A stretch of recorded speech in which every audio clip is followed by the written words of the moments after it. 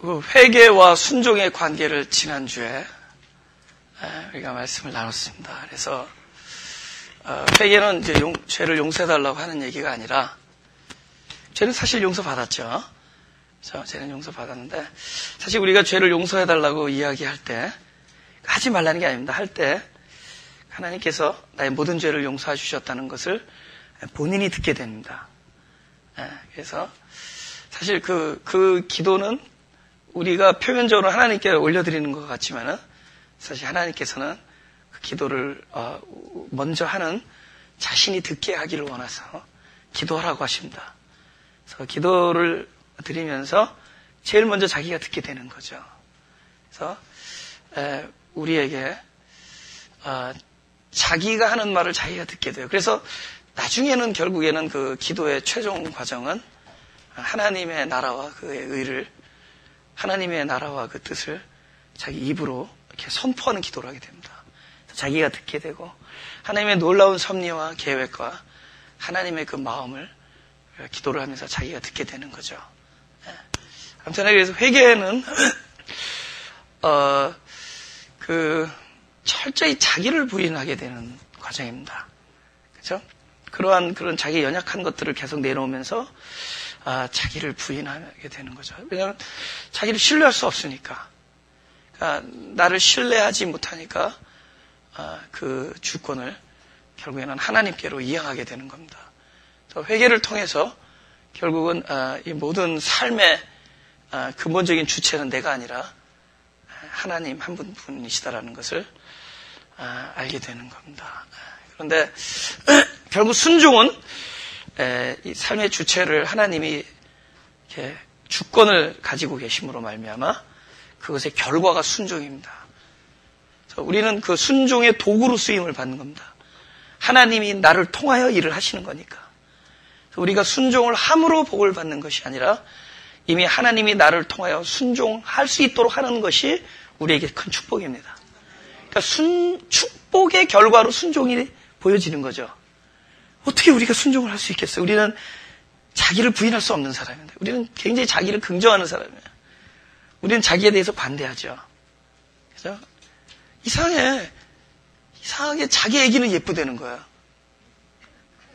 다른 집 아기들은 뭐 별걸 다 봐. 뭐 엉덩이 옆에 있는 점까지 보는데 자기 얘기는 예쁜 거죠. 자기에 대해서는 너무 관대하고 자기에 대해서는 블라인드죠. 자기 자식, 자기 물건, 자기 거. 다른 사람들을 부인하는데 회개는 놀라운 일이에요. 자기를 부인하는 겁니다. 그죠? 자기. 그래서 자기를 신뢰할 수 없게 되고, 그래서 결국은 자연스럽게 모든 것의 그 주권을 하나님께로 양도하는 겁니다. 결국은 자기의 흑암을 보는 거예요. 내 안에 있는 어두움을 보는 겁니다. 요한복음 1장 5절을 보겠습니다. 다 같이 시작. 빛이 어두움에 비치되 어두움이 깨닫지 못하더라. 지난주에 우리 베드로 얘기했죠. 닭이 우니까 빛이 오죠. 닭이 울면은 새벽이 뜨는 거니까. 네가 나를 3번 부인하고 나면, 사실 닭이 울기 전에 3번 부인하리라. 반대로 3번 부인하고 나면 닭이 울었잖아요. 3번 부인하고 난 이후에 빛이 비춰집니다. 그때 2가지 일로 나뉘죠. 그때 그 빛이 왔을 때 자기의 흑암을 보는 자, 깨닫는 자가 있고, 아직도 그걸 깨닫지 못하는, 바로 깨닫지 못할 때 그게 흑암이에요. 자기 어두움을 깨닫지 못하는 게 흑암입니다. 우리가 이렇게 뭐 죄를 짓는다든가, 어디 뭐 자꾸 무너진다든가, 그렇게 하나님 뜻을 우리가 제대로 이행하지 못한다, 이런 불순종, 이런 것들은 사실 더 심각한 흑암이 따로 있습니다. 그 어두움은 그냥 존재적으로 우리의 약한 겁니다. 우리가 약한 거예요. 약한 건 하나님께서 거기에 일하시면 돼요. 도와주시면 되고, 하나님이 구원을 베푸시면 됩니다. 약한 거는. 근데 심각한 건 뭐냐? 바로 우리가 그렇게 존재적으로 연약한데도 불구하고 그것을 모르는 것이 심각한 겁니다. 그게 진짜 어두움이라는 거죠. 그러니까 그 베드로만 하더라도 예수를 부인하는 것도 어두움이지만은 더 심각한 어두움은 부인하지 아니할 것이라고 여기는 자기 자신을 모르는 것이 더 어두움입니다. 그러니까 너는 예수를 부인할 거야 그죠? 예수를 부인해. 그거보다 너는 예수를 부인할 거야라는 그 사람의 말을 부인하죠. 막 길길이 날뛰죠. 아니야, 나 안 그럴 거야. 나는 절대로 안 그럴 거야. 세상이 두 쪽 나도. 그래서 두 쪽이 너무 많이 나서 지구가 튼튼해진 거예요. 계속 나하고 붙이고 그래가지고. 막 세상이 두 쪽이 나도, 그죠? 내가 성을 간다. 그런데 이상하게 남자들이 주로 말하는데 미국에서 여자들은 성을 갈아버렸어. 내가 그러면 성을 간다. 여러분, 우리가 신앙을 판단할 때 막 은혜 받았고 막 뜨거워서 막 이게 은혜다 막 그럴 때 사실 그때가 위험한 거예요. 막 은혜를 받아가지고 막 그땐 다 할 것 같아. 그냥 막 너무 은혜 받았다고 막 그죠? 막 펄쩍펄쩍 뛸 때가 있습니다. 막 뜨거워가지고 막 펄펄 뛸 때가 있습니다. 지금 베드로가 그 상태예요. 막 자기는 다른 사람 다 도망가도 나는 절대로 도망가지 않을 거라고. 그때 그 뜨거운 것 때문에 자기를 못 봐요. 뜨겁지 말라고 하는 건 아니죠. 그때 뜨거운 중에서도 자기를 볼 수 있어야 됩니다. 다시 식을 수 있다는 걸. 곧 식을 수 있다는 걸 봐야 돼요. 하나님은 우리가 뜨거울 때나 식어 있을 때나 일어섰을 때나 누워 있을 때나 하나님은 동일하게 임재하세요. 하나님 동일하게 임재하십니다. 그죠? 네. 예수를 부인할 거라는 말보다 더 심각한 것은 그 부인할 거라고 말하는 그 사실을 부인하는 겁니다. 그러니까 자기에 대해서 자기의 존재적 흑암을 모르는 것이 진짜 심각한 흑암입니다. 자기를 모르는 것이 흑암이에요. 그게 어두움이다. 그럼 빛이 비쳤을 때 닭이 울었다는 얘기는 빛이 비쳤다는 거예요. 새벽이 왔으니까. 그때 네가 닭이 울면은 그죠? 닭이 울기 전에 3번 부인하리라. 3번 부인하니까 닭이 우니까 통곡을 합니다.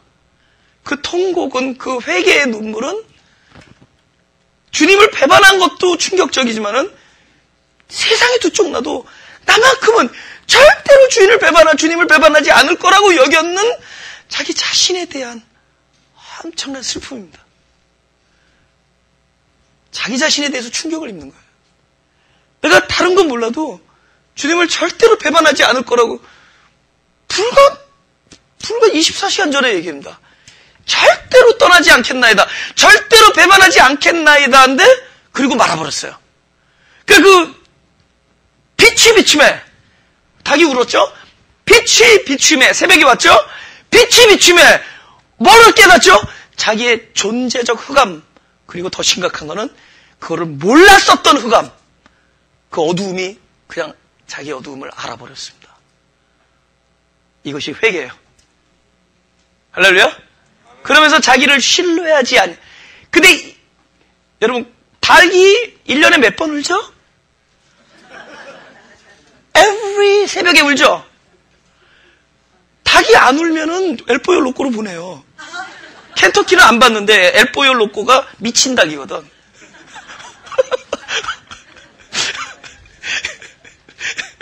그 뜻이 로꼬라는 게 미친 닭이라는 뜻인다. 그래서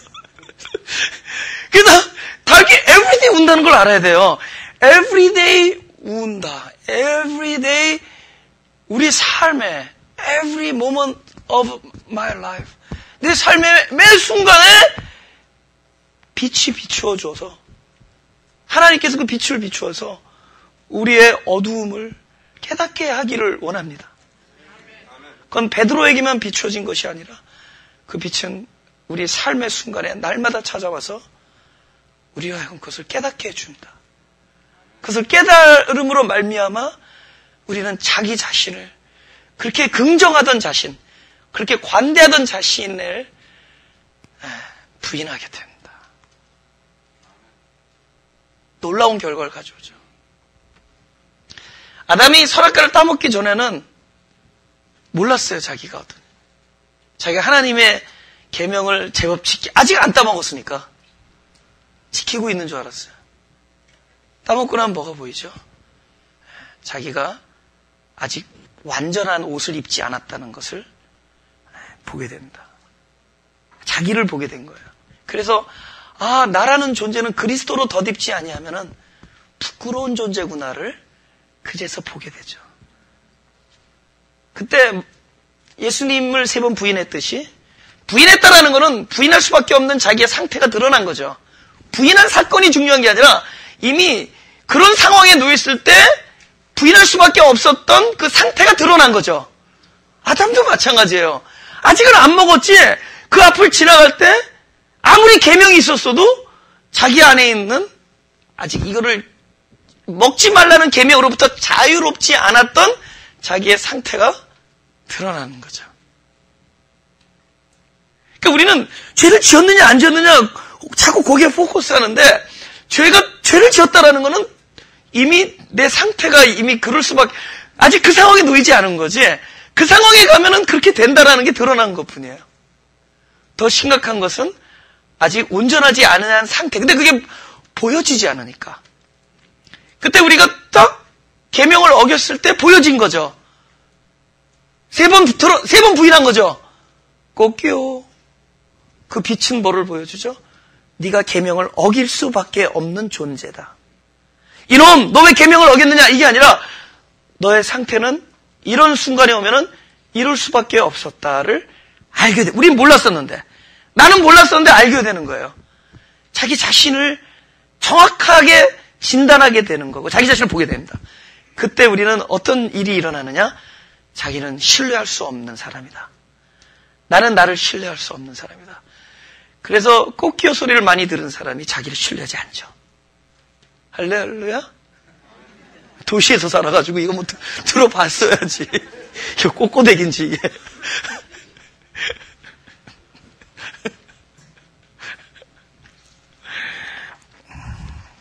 로마서 7장 19절에서 21절. 사람이 로봇가 아니기 때문에 하나님이 주권을 딱 가지고 있어도 아무 생각 없이 그냥 확 시켜버리지는 않는다. 조종하는 건 이건 아니거든요. 이걸로 탁 해가지고 우리가 동선아 지금 이 순간에 표정을 이렇게 지어라 그러지 않아요. 제가 이게 표정을 여러분에게 이렇게 저는 제 아내 앞에서는 표정을 굉장히 잘합니다. 여태까지 무사한 것은 그렇게 돈을 뜯어내면서 무사한 것은 결정적인 순간에 가장 프라퍼한 표정을 잘 짓기 때문입니다. 근데 그것을 하나님이 시킨 게 아니라, 물론 하나님이 내 안에 주관자가 돼 있어도, 결국 나의 어떤 어디를, 이렇게 발동을 거는 거죠. 결국 우리 인간에게 허락해 주신 어떤 의지라는 게 있습니다. 결국 그것을 이용해서 움직이는 거예요. 우리가, 의지라는 건 두 가지입니다. 일단 그걸 원하는 게 생겨요, 원한다. 내가 만약에 물을 먹는다 그러면 그냥 먹는 게 아니라 갑자기 먹고 싶어지는 갈망이 생깁니다. 아, 물 먹고 싶다. 원하는 거죠. 그 다음에 내가 물을 먹을 수 있었던 것은 뭡니까? 물을 먹을 수 있는 상황이 이루어진 거예요. 그러니까 가능성, 에이블하다죠. 물이 있었기 때문에 에이블하고 내가 손이 움직일 수 있었기 때문에 내가 목이 열려 있었기 때문에 마실 수 있는 모든 것이 그러니까 I was able. 그죠? I am able. 내가 할 수 있다라는 거죠. 그러니까 영어로 want라는 거죠. want. W-A-N-T. 뭘 하고 싶다. 일단 하고 싶어서 했는데 하고 싶어도 못할 수가 있죠. 하고 싶어도 여러분이 저처럼 피아노 치고 싶죠? 못하지. 못한다고. 그죠? 칠 수는 있지. 그죠? 갈비뼈 부러뜨릴 수 있어요? 아까도 뭐 하나 줄 끊어지는 소리 나던데. 핑 소리 나던데. 아, 나도 저렇게 치고 싶다. 안 되죠. 그럼 왜 안 되죠? 두 번째에서 걸리는 거예요. 하고 싶다고 되는 게 아니라 또 할 수 있어야지. 능력이 돼야 되죠. 원한다라는 것과 또 능력이 따라야 돼요. 두 가지가 돼요. 능력이 있어도 원하지 않으면 안 되는 거고, 내가 하나님의 뜻을 이루고 싶다라는 원함이 있지만 함께 또 능력이 따라와야 되죠. 결국 근데 우리는 문제가 뭐냐면은 원해. 또 할 수도 있는 것 같아. 예를 들면. 근데 처음부터 비뚤어진 게 이 원한다라는 것에 대해서도 우리가 세밀하게 들여다볼 필요가 있는 것이 과연 우리가 뭘 원한다 그럴 때 이게 진짜 하나님의 뜻을 원하는 것인가?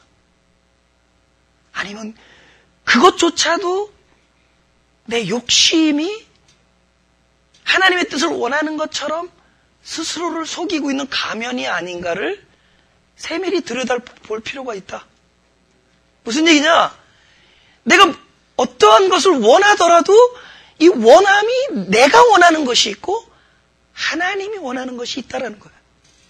우리가 소망의 삶을 사는데 소망은 내가 원하는 것이 아니라 하나님이 바라는 것이다. 여기 이 사람의 문제는 뭐냐면은 내가 원하는 바 선언하지 아니하고 도리어 원치 아니하는 바 악은 행하는도다. 여기 문제는 아직도 이것을 원하는 주체가 나라는 거예요. 내가 아직도 내 삶의 주체가 되어 있을 때 내가 원해봤자 결과적으로는 뭐예요? 악을 행한다라는 거예요. 그러니까 21절 그러므로 내가 한 법을 깨달았노니 곧 선을 행하기 원하는 나에게 뭐가 있다고요? 악이 함께 있다. 선을 행하기 원하는 내가 악한 거라는 겁니다. 아직 내가 원하고 있다라는 것이 악한 거예요. 그러니까 우리가 순종이라는 것이 하나님의 말씀을 듣고 하겠습니다 하고 막 덤벼드는 거, 막 펄펄 뜨거워가지고 막 하겠습니다 하고 하는 그것이 거의 대부분이 아직 주권이 나에게 있는 이상 내가 원하는 바 선이고 내가 원하는 바 순종하려는 것이고 사실 그것이 아직 하나님이 원하는 것이 아니기 이상 아무리 선한 것으로 보일지라도 사실은 악한 것일 것이다. 아시겠어요? 악한 것이라는 거예요. 우리는 어떤 능력이냐? 자기를 속이는 능력이 있어요. 자기를 속이는 능력이 어느 정도 있느냐? 자기를 현재 속이면서 속인다라는 걸 모르고 있습니다. 대단한 능력이죠.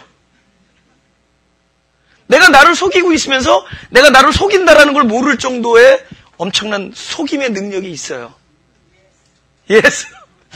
그러니까 우리가 하나님의 뜻을 이루겠다고 내가 막 그렇게 해드리겠다고 원하는데도 사실은 그 원하는 것 자체도 악한 것일 수 있다는 거예요.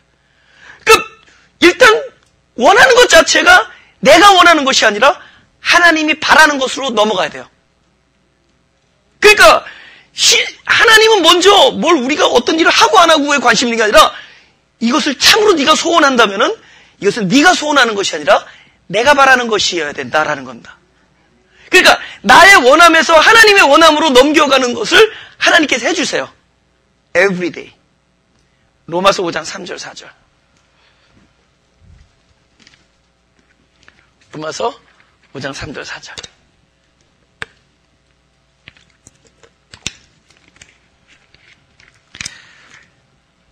다 같이 시작.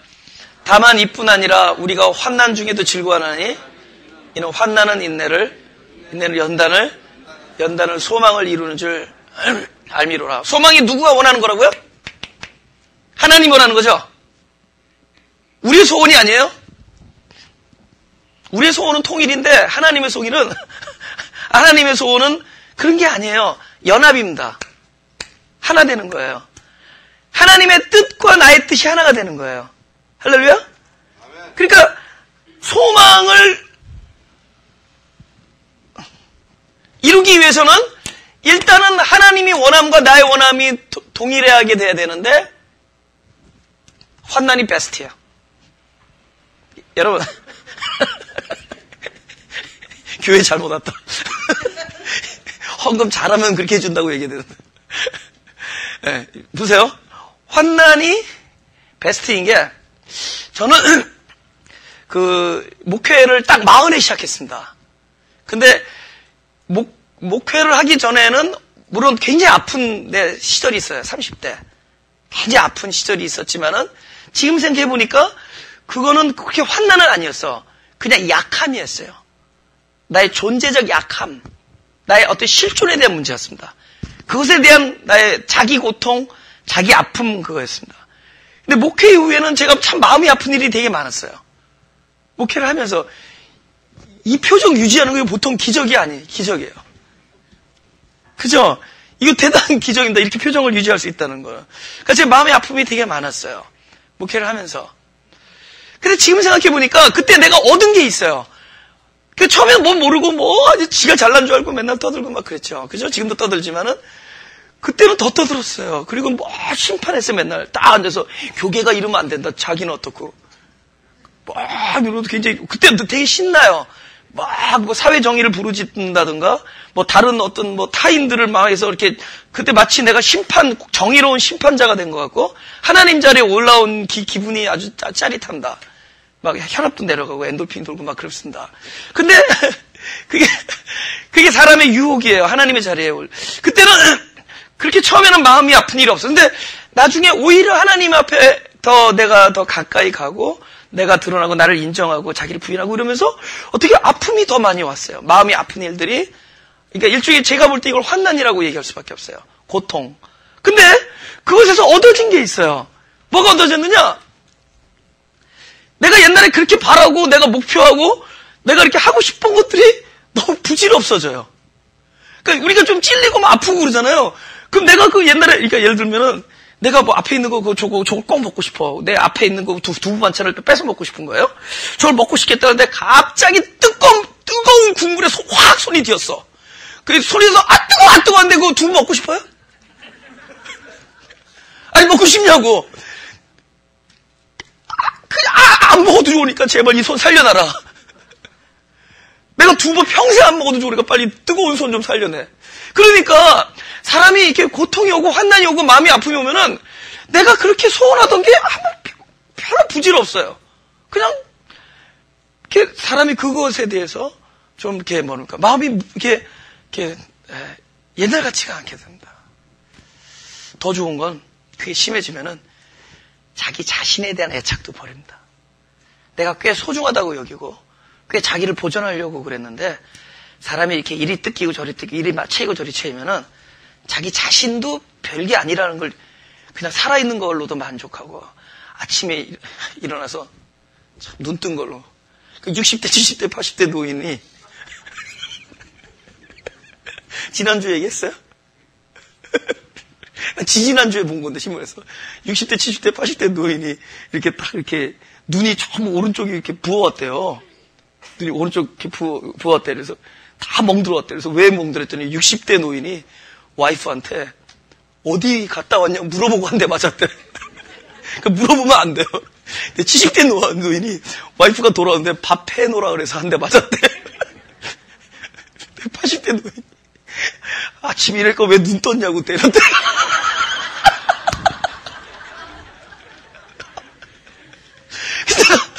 내가 눈 뜨고 이렇게 무사한 걸로 난 감사해 지금.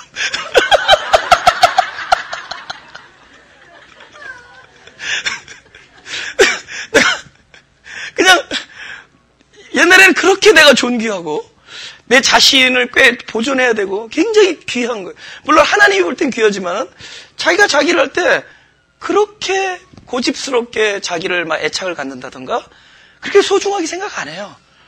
점점 성숙해지면서 어쩌면 우리의 개념에서 우리가 귀해요. 나 혼자의 나가 아니라 우리 안에 나고 함께 공동체의 나로서 귀합니다. 내가 있음이 상대방에게 유익이 될 때 귀한 거지 나 혼자가 그렇게 애쓰고 갖고 와야 될 내가 아니라는 걸 깨닫게 돼요. 그렇게 만들어준 게 환난이에요.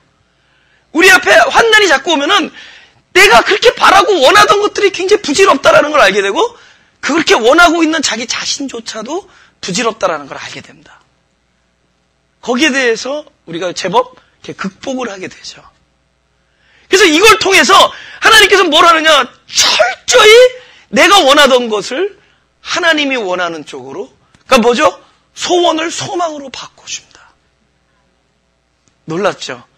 이 순종 안에 이 환난이 부품이라는 것을. 네.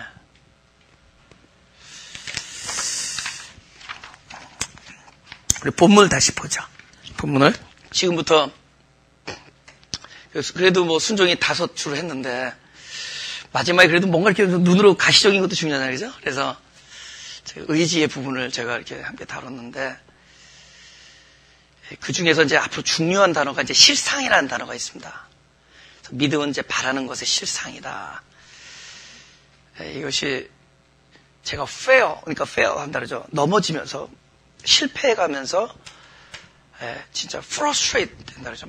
막 몸이 마음이 그렇게 응그러지고 어그러지고 그러면서 제가 이렇게 경험한 이야기들입니다. 그래서 오늘 이 말씀이 바로 또 각자의 살아있는 이야기 될 거라 저는 생각하는데요. 지금 이 사람의 문제가 뭐냐면, 사울의 문제가 다 멸망시키려고 그랬는데 다 멸망할 것 중에서 또 좋은 게 보이는 거예요. 아까웠었습니다. 가장 좋은 것, 마땅히 멸할 것 중에서 이 변명을 한다는 게 가장 좋은 거. 너 왜 다 없애버리지 않았느냐? 멸할 것 중에서 제일 좋은 거를, 가장 좋은 것을 남겨서 하나님께 제사 드리려고 그랬다는 거예요. 그러니까 야, 제사보다 순종이다 이런 얘기하는 거지 지금. 그러면서 네가 그 가장 좋은 것 때문에 하나님의 말씀을 버렸다 이렇게 얘기해요. 그죠? 우리 결론 알죠? 우리는 가장 좋은 것이 하나님의 말씀으로 변하는 것이 성숙이죠. 그러니까 내가 지금 가장 좋아하는 게 있었다는 거예요. 그럼 내가 지금 가장 좋아하는 것은 뭐죠? 내가 주체가 돼서 내가 지극히 원한 것들이에요. 욕심이라는 거예요. 지금 가장 좋은 것들은 욕심입니다. 근데 이걸 버릴 수가 없어요, 문제는. 알아요, 우리는. 내가 그것을 딱 멀리하고 하나님을 순종해야 된다는 걸 알아요. 그러고 싶어요. 근데 결정적인 딱 상황에 가서 그렇게 원했다 하더라도 그 욕심이 나의 발목을 콱 잡는 거야. 아니, 누구는 선악과를 먹고 싶어서 먹었겠냐고. 먹으면 죽는다고 그러셨는데, 딱 한 계명 줬어요. 다른 거 다 있었게. 바깥에서 낙서해도 fine. 그죠? 화장실 이런 걸, 레귤레이션 손 안 씻고 해도 fine. 다 괜찮은데, 이거만 먹지 마. 이거 먹으면 죽어. 그런데 먹었어요. 이 사람이 먹고 싶었겠냐. 하나님 골탕 먹어라. 내가 반드시 먹겠다. 이렇게 했냐고요. 저는 어떻게 해서든지 안 먹겠습니다. 이렇게 했는데, 먹었어요. 그때 뭐죠? 이게 욕심이 그에게 힘을 쓴 겁니다. 그러니까 우리가 하고 싶지 않아서 하고 싶어서 나쁜 짓을 하는 게 아니야. 안 하려고 그러는데 그 결정적인 순간에 어떤 힘이 우리를 움직인 거예요. 뭐가 살아있는 겁니다. 그러니까 이런 경우에는 욕심이 살아있는 거예요. 이거 원한다고 되는 문제. 그래서 제가 순종이 여러분이 원한다고 되는 문제가 아니다. 여러분 하겠다고 결정하고 결단해서 이런 문제가 아니다. 어떤 일이 일어나야 돼요. 아까처럼 일단은 그 원하는 것 자체도 하나님의 원함으로 이양돼야 되고 바뀌어져야 되고, 두 번째, 과연 이 일을 할 수 있는, 그러니까 만약에 욕심이 발목을 붙잡는다면 그 욕심을 이겨낼 수 있는 어떤 그 능력이 있어야 돼. 그게 없는 거야. 우리의 실존은 무엇이냐? 하고 싶어도 안 되는 거예요. 우리는 진짜 좋은 아들이 되고 싶고, 좋은 아내가 되고 싶고, 좋은 남편, 좋은 성도, 진짜 좋은 하나님의 자녀가 되고 누구나 그래요. 적어도 여기 주일 아침 여기 앉아서 우리가 예배를 드리면서 우리는 누구에게나 원수가 되고 싶지 않고, 그 사람에게 좋은 사람이 되고 싶고, 진짜 그에게 예수님 같은 삶을 살고 싶은 거야. 근데 우리는 생각대로 되지 않고 내가 원하는 바 좋은 화목은 이루어지지 않고 원하지 아니하는 불화와 아픔과 오해와 평화보다는 격동과 그저 안정보다는 불안과, 우리는 날마다 우리가 경험하는 실존은 이런 것들이란 말이죠. 이것은 우리가 그렇게 하고 싶어서 된 게 아니라 그렇게 하고 싶어도 할 수 없었던 어떤 엄청난 힘이 우리를 붙잡고 있었기 때문이다. 그게 살아있다라는 거예요.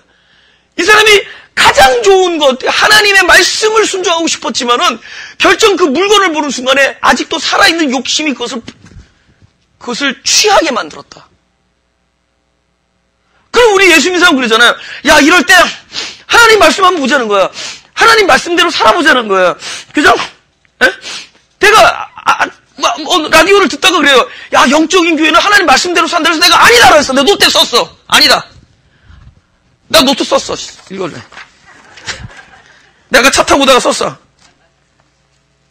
노트 썼어. 어디 갔어? 어디 갔어? 예. 썼는데? 아까 이 노트였지? 썼어. 잠깐만요. 중요한 거야, 지금? 예. 어디 떴지? 여기 있다. 썼어요. 노트에서, 노트는, 라디오에서 그런 거야. 영적인 교회는 말씀대로 사는 교회라. 그래서, 아니에요. 말씀대로 내가 살고 싶지 않냐고. 말씀대로 살려는데 안 되는 거야. 나는 이거 육이다. 육적인 교회다. 육. 말씀대로 내가 살려니까. 말씀이 살아야 된다. 할렐루야. 영적인 아멘인데. 말씀이 살아야 돼. 말씀이 움직여야 돼. 말씀이 나를 도구로 움직여야지. 내가 말씀대로 못 살아. 하고 싶었어. 말씀대로 살고 싶은데 안 되는 거 어떡하란 말이야. 되는 사람은 여기서 설교 안 들어도 돼, 지금. 하고 싶은데 안 되는 거죠. 능력이 안 따라주는 거예요.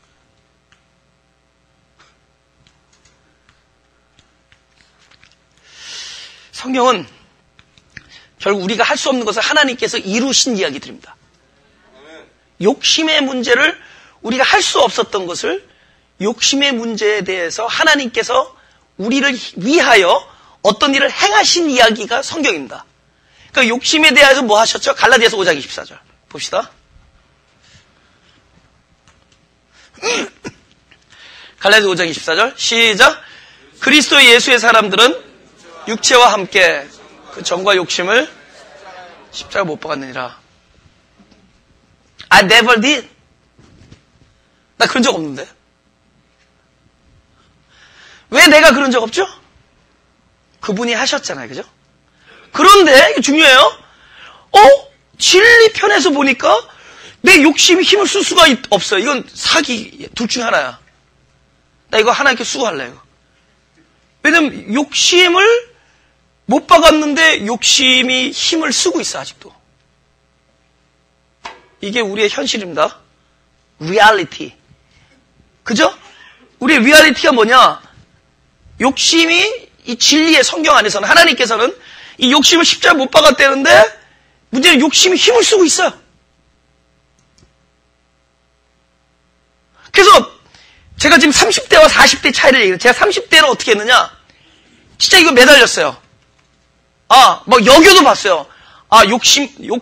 그래서 이 욕심아 씨앗 물러갔지어다. 예시를. 그랬더니요. 일단 물러갔다가 다시 와요. 왜냐면 그때는 시끄러우니까.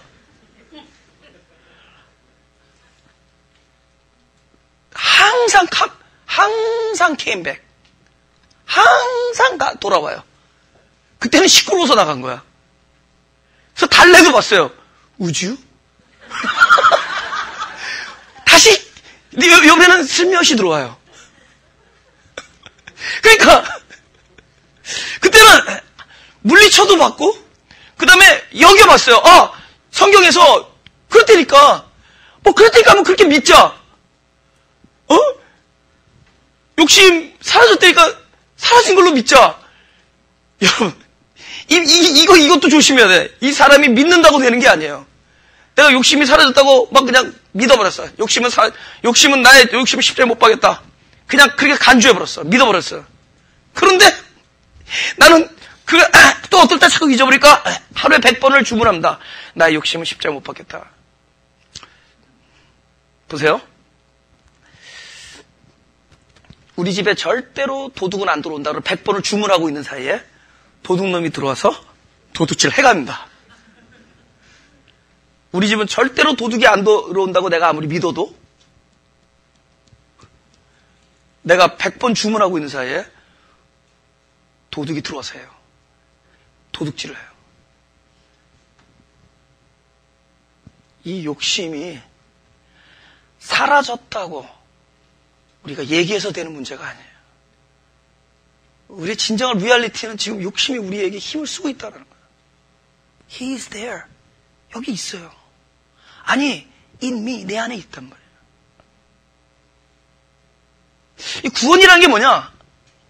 구원이라는 것은 우리의 리미트된 거, 우리가 어떻게 할 수 없는 것을 초월하는 겁니다. 예를 들면은 영혼, 우리는 할 수 없는 거. 우리가 누구를 사랑한다. 근데 어떨 땐 사랑스러운데 어떨 때는 막 얄미웠고 막 그럴 때 있죠. 얄미운 게 오래되면 재수가 없어지죠. 막 그렇죠. 막 그렇게 되는 거야. 그 다음에 재수가 커지면 왕재수.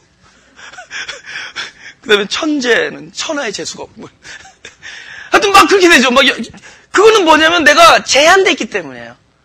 나의 사랑이 리미트가 됐기 때문이에요. 구원은 뭐냐? 내가 제한된 곳에 있는 나 자신을 이렇게 끄집어내는 겁니다. 초월시키는 거예요. 근데 초월시킨다라는 그것이 뭐냐? 그 나의 제한을 완전히 부정해서 초월시킨 게 아니에요. 제한된 것을 인정했는데도 불구하고 그것을 극복할 수 있는 힘이야. 무슨 얘기냐? 내가 날고 싶다는 거죠. 날고 싶다니까 이 생각을 해요. 나를 절대로 내가 공중에서 이 20층 빌딩에서 떨어질 때 이 밑에서 나를 끄집어 다니는 만유 인력은 더 이상 힘을 쓰지 않을 것이다. 내가 아무리 믿어도. 내가 딱 뜨는 순간에 그 힘은 나에게 힘을 발휘해서 나를 떨어뜨려 죽입니다. 죽인단 말이에요. 그건 내가 그걸 부정해야 되는 문제가 아니라는 얘기예요. 내가 이것을 초월할 수 있는 문제는 현재 있는 그 사실을, 현재 내 안에 욕심이 있다라는 그 사실은 그대로 인정하고, 지금 만유 인력이라는 힘이 나를 잡아당기고 있다라는 것, 그 중력이라는 것이 나를 밑으로 계속 잡아당기고 있다라는 것을 인정하면서 내가 이것을 극복할 수 있는 것은 그것이 없다라고 여기는 것이 아니라 당기는 힘보다 더 놀라운, 나를 그것을 극복할 수 있는 놀라운 the super power, the greater force, 이거보다 더 큰 힘, 그것이 있는데도 불구하고 그것을 무력화시킬 수 있는 더 큰 것에 자신을 내어드리는 겁니다. 아멘. 할렐루야? 아멘. 그거 인정 안 하면 우린 다 실패합니다. 우리 안에 있는 죄성이라든지 욕심이라든지 이것을 인정을 안 하고 부정해버리면 우리는 실패해요. 그럼 밤낮 떨어져 죽습니다. 그것이 있다라는 거예요. 오케이, 있다라는 거예요. 너는 날마다 나를 괴롭힐 것이고 날마다 나를 미혹할 것이고 언제든지 간에 나를 떨어뜨리려고 힘을 쓰고 있을 것이다.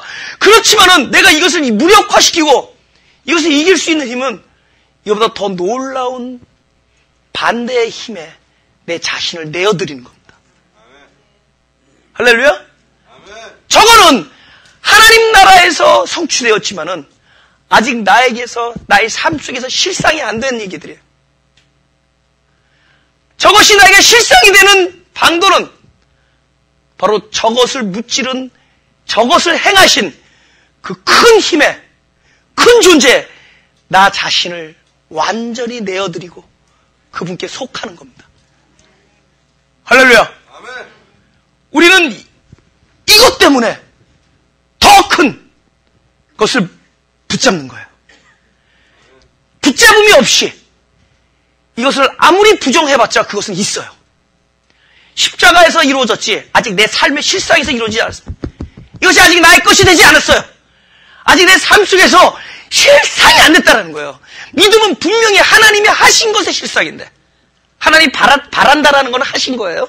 하나님이 원한 것은 성취한 겁니다. 하나님이 원한 건 끝난 거예요. 하나님이 바라는 것들, 하나님이 하신 일들, 믿음은 뭐냐? 바로 십자가에서 나의 정과 욕심을 못 박아서 완전히 무력화시켰더라는 것이 나에게서 실상이 되는 문제예요. 문제가 그렇게 안 되고 있잖아요. 그게 뭐 여러분 뭐 주문한다고 되는 거고 머릿속에다 자꾸 최면 걸어서 되는 문제도 아니고 그렇게 확신한다고 되는 문제가 아니에요. 이것은 그것이 있음을 인정하고 정과 욕심이 나에게 날마다 힘을 쓰고 있다는 걸 인정하지만 부정하는 게 아니에요.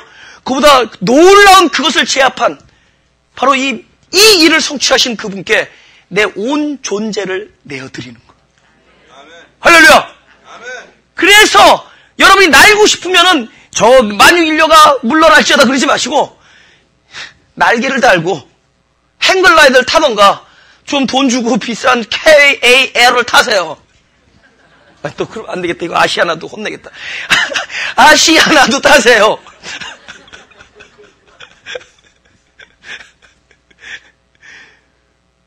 타란 말이에요. 우리가 비행기나 행글라이더를 타야 되는 문제지 날고 싶다고 나는 게 아니죠. 나를 날 수 있게 해주는 당기는 것보다 끌어올리는 힘이 더 강한 것에다가 나 자신을 속하게 만드는 것입니다. 할렐루야? 그럼 마지막 결론, 어떻게 속할 것인가? 어떻게 그분께 나 자신을 내어드리는 것인가? 마태복음 12장 6절 8절 보겠습니다. 어떻게 할 것인가? 결론. 이거는 집에 와서 마태복음 12장 읽어보면 이 분위기를 알 수 있습니다. 왜 저런 말이 나오는지 우리 다 같이 읽어보자. 시작. 내가 너에게 이르노니 성전보다 더 큰 이가 여기 있느니라. 나는 자비를 원하고 제사를 원치 아니하노라 하신 뜻을 너희가 알았다면 무죄한 자를 죄로 정치 아니하였으리라.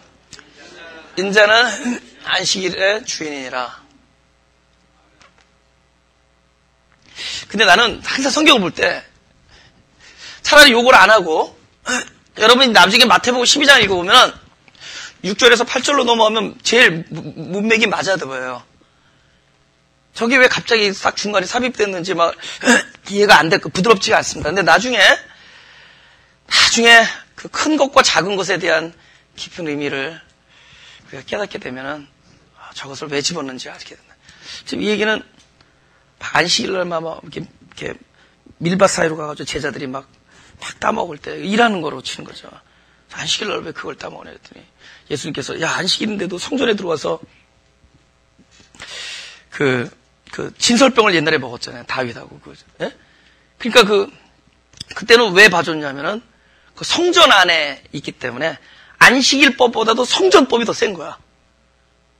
그죠? 성전 안에서 보니까 지금 예를 들면은 이 나라가 나를 막 잡으려고 해도 어느 나라 대사관에 딱 들어가면 그 대사관에 있는 법 때문에 체포를 못 하듯이 딱 성전 안에서 있기 때문에 그러니까 지금 안식일날 막 제자들이 막 먹었다는 거 가지고 막 저쪽에서 길길이 날뛸 때 야, 그 성전 얘기하면서 그 성전보다도 크신 이 예수님. 그죠? 그 안식일의 주인인 예수님.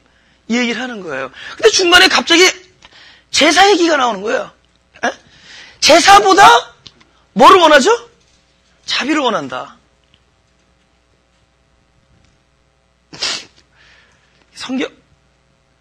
성경은 사람이 할 수 없는 얘기들이죠. 전부. 사람이 잘하려다가 찍산 얘기들이죠. 전부 해보려고 그랬는데 안 되고, 아브라함도 그랬고, 다 그랬잖아. 다윗도 그랬고, 다 잘해보려고 하다가 다 안 된 사람들 얘기입니다. 그러니까 사람이 할 수 없는 얘기들이고, 동시에 성경은 그분의 놀라운 이야기들이죠. 그분의 놀라운 사랑.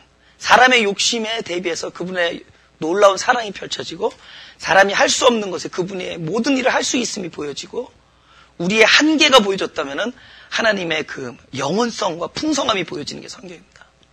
그죠? 하나님이 우리를 바라볼 때 언제 우리의 진짜 존재 가치가 놀라우냐? 바로 하나님 앞에서 가장 작아졌을 때 우리의 존재 가치가 제일 위대해집니다. 바로 그 얘기예요. 나는 너를 긍휼히 여기는 것이 그때 네가 가장 위대하다는 겁니다. 그러니까 하나님 앞에 불쌍한 존재가 되는 거예요. 그죠? 제가 영리해서 그걸 깨달았습니다. 하나님 앞에 성실한 자가 되기 전에 하나님 앞에 작은 자가 됐어요. 성실히 잘 해드린 자이기 전에 어쩌면 너무 성실하지 않아. 성실하고 싶어도 성실할 수 없었던. 그래서 너무 작은 자가 되니까 나중에 하나님께서 나를 긍휼히 여기시기 시작하는. 근데 그 사람의 존재 가치가 하나님 앞에서는 굉장히 프레셔스해집니다. 그 사람이 귀해요. 하나님 앞에 여러분 자식들 키워보면 알지만은 성실한 자식은 성실하지만은 여러분이 마음이 많이 가는 자식은 참 그렇게 못하는 자식이 마음이 가죠. 사회에서 막 다른 사람의 존경과 칭찬을 받는 자식보다 손가락질 받는 자식한테 여러분이 마음이 더 갈 겁니다. 안 그런 악한 부부도 있는지 모르지만 여러분 아마 대체적으로 그렇더라고요. 그건 드라마를 봐도 알 수 있어요. 에? 그 자식한테 마음이 다 가더라고. 우리 성도 어른들을 보면은 다 그래 보니까 막 마음이 거기 가 있어. 막 다른 사람 앞에 자랑스러운 자식보다, 물론 자랑은 많이 하죠. 입에서 그 사람이 얼굴은 많이, 그 이름 많이 얘기하지만, 그 마음이 아주 뭡니까, 이렇게 내세울 수 없는 그런 자녀한테 늘 마음이 가는 걸 볼 수 있습니다. 하나님이 우리에 대한 사랑이에요. 그러니까 큰 것과 작은 것이 여기서 이렇게 대비가 되는 거죠. 한 문장 안에서 하나님이 이렇게 위대함은, 이제 결론입니다. 하나님은 누구 앞에서 위대해 보이는가를 보잔 말이에요. 아니면 어떤 사람이 하나님의 위대함을 알 수 있느냐나. 여러분이 잘할 때, 여러분이 대단히 하나님 앞에 떳떳할 때 하나님이 이렇게 위대해 보이시던가요? 내가 진짜 쓸모없음을 알았는데도 하나님이 임재하고 계시던가요? 내가 그렇게 쓸모가 없는데도 불구하고 하나님이 항상 그러시고, 그래도 나는 너를 귀하게 본다라고 말씀하시고 계시는 거예요. 그렇게 내가 온전하지 않은데도 불구하고 하나님은 나를 온전케 만들겠다고 포기를 안 하신 하나님을 보는 거예요. 그렇게 실수하고 있는데도 그렇게 하나님은 나를 책망하지 않으시고 아직도 나의 팔의 안기라고 말씀하셔요. 그 하나님의 임재를 우리가 언제 더 위대하게 보는, 그분이 나 앞에서 언제 크게 보이느냐? 내가 작아지면 작아질수록 그분이 그렇게 놀랍게 커지는 거예요.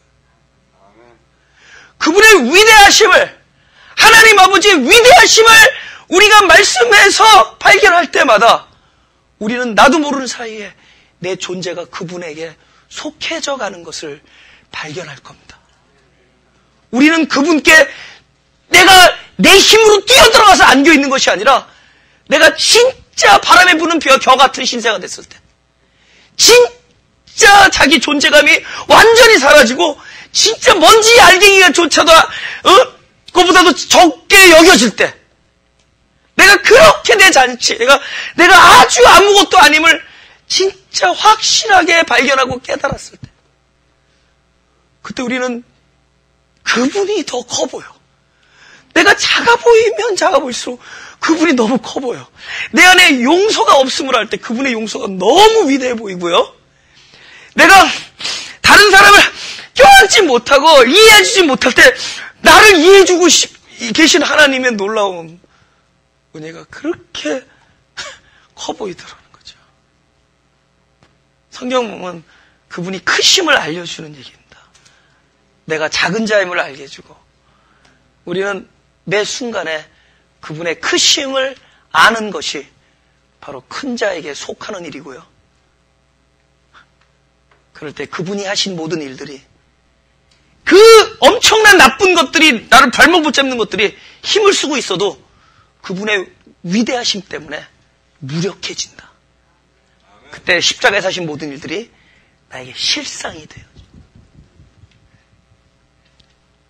그 실상이 되어진 것으로 인하여 우리의 소망과 의지가 결국 순종하는 결과로 하루하루를 살 수 있을 것이다. 할렐루야. 우리는 끊임없이 하나님을 보고 자신을 세밀하게 들여다보면서 기도하겠습니다. 하나님, 그렇게 우리가 바로 살려고, 그렇게 올바른 일을 하려고, 주님을 기쁘게 해드리려고, 좋은 성도로 살려고 그렇게 애를 써왔는데, 기억나는 것은 원하는 대로 되지 아니하고 원하지 아니하는 악한 것들만 행했던 것이 기억나옵니다. 그것 때문에 우리가 몹시 마음이 아프고 상해 있는데, 주님이시여, 그런데도 불구하고 하나님께서 너무 놀라운 사실을 알려주셔서 결국은 이 모든 일을 원하는 그분 자체가 나가 아니라 하나님이 될 때만이 가장 선한 것을 이루시게 된다고 하셨사오니, 나의 소망의 주체가 되시고 내가 생각하는 모든 갈망과 내 소원의 주권자가 되어 주옵소서. 당신을 초청합니다. 당신을 나의 삶의 중심에 초청하오니 나의 소망의 중심이 되어주시고 당신이 바라는 것이 나의 소원이 되게 하여 주옵소서. 환경이라는 모든 것들이 도구가 되어서 하나님의 뜻하신 것과 당신의 원하는 것과 내가 원하는 것이 동일하게 되기를 소원하오니, 하나님, 그 일이 먼저 내 마음 한구석에서 일어나게 하시고, 그리하여 그 이후에 당신이 능력이 되어주셔서 하늘에서 이루어진 것이 땅에서도 그대로 경험이 되게 하여 주옵소서. 그렇게 우리의 발목을 붙잡던 그 많은 악한 세력들과 힘들이 그 위대한 당신의 힘과 능력과 사랑 앞에서는 아무것도 힘을 쓸 수 없는 무력함인 것을 깨닫게 해주셨사오니 이제 더 놀라운 힘에 내 존재를 의탁할 수 있게 하시되, 내가 작아지면 작아질수록 당신의 그 놀라운 그 위대함이 바로 나로 하여금 당신을 의지할 수 있게 만들 줄 믿사오니, 우리의 작아짐과 우리의 엎어짐과 우리의 어쩔 수 없음이 전부 하나님께 속하는 귀한 계기가 되게 하여 주옵소서. 나의 삶에 일어나는 모든 것들, 이제 나에게 빛이 비춰지는 것들 속에서 나의 존재적 연약함과 또 나의 인식적 흑암이 밝히 보여지는 진정한 회개가 날마다 있게 하여 주옵소서. 그리하여 나를 신뢰하지 아니하고 하나님만을 신뢰하며 내 이 삶의 주권자가 되셔서 앞으로 내 사랑이 나의 사랑이 아니라 하나님의 사랑이 되게 해주시고, 나의 용서가 나의 용서가 아니라 나를 용서해 주셨던 당신의 용서가 되게 해주시고, 나의 베푸름, 나의 나눔, 그 모든 것이 나의 것이 아니라 바로 그리스도의 것이 되게 하여 주셔서 이제 이 땅에서 사는 동안에 이 연약함 속에서도 연약한 질그릇이 되어서 내 안에 있는 보배를 드러내는 영광의 도구가 되게 하여 주옵소서. 우리의 마음이 가난했지만은 그로 인하여 깨어졌사오니 그 깨어진 것이 하늘나라의 영광이 들락날락거리는 오프닝이 되게 하여 주옵소서. 그것이 열려서 하나님 나라의 영광이 보여지는 위대한 문이 되게 하여 주옵소서. 주님을 사랑합니다. 주님을 사랑하는 것이 내 평생의 잡이 되게 하여 주옵소서. 감사드리며 예수님의 이름으로 기도드렸사옵나다.